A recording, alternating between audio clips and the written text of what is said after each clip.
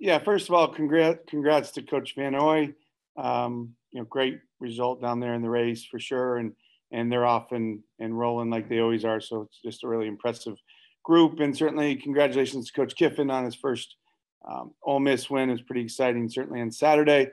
We obviously had a disappointing result on Friday night versus Mississippi State here. It's first time in 7 games we haven't walked away with a trophy, so that was disappointing.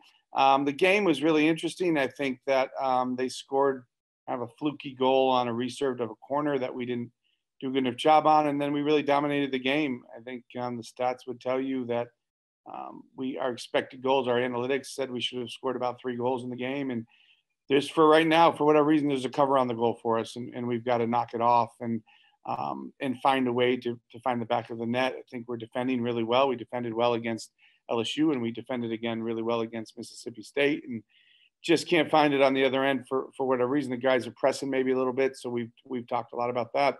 I just walked in from practice. It was a very spirited practice, as you'd think after a game like that. The girls are hungry and wanting to play.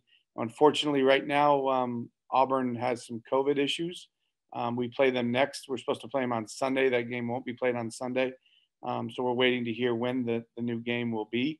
Hopefully we'll know. I may know by the time we get back to my office, but hopefully somewhere close to after Sunday, we will play. Auburn's a good team, loaded with talent again. And unfortunately for them, they've only played 1 game. Their second game was supposed to be against A&M, and A&M had COVID issues. And then they're supposed to play this past weekend against LSU and weren't able to play that because of the COVID problems they're having. So we're hoping we get the game in here soon after Sunday and be able to get back rolling again. Certainly disappointed in the result on Friday, but I think we have some things that we can fix and hopefully start scoring some goals. Any questions for Coach Mott?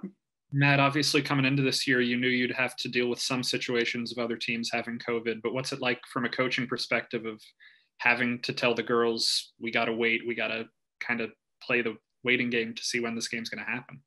Yeah, it's tricky, right? It's tricky because you just don't know. I mean, we don't know if we got everybody until we tested on Thursday. Friday morning at 6:30, my trainer texted me and said we're all clear. So even with your own team, you're waiting.